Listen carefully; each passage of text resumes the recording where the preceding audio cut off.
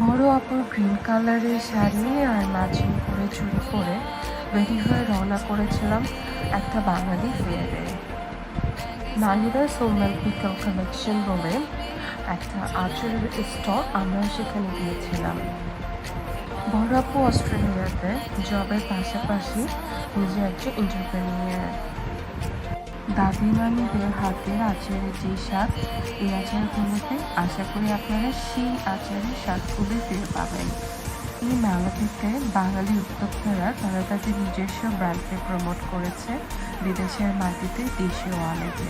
সেখানে ছিল চটপটি, ফুচকা, পান, ঝালমুড়ি, দুধ চা, বিরিয়ানি, কেক, সুন্দর সুন্দর জুয়েলারি।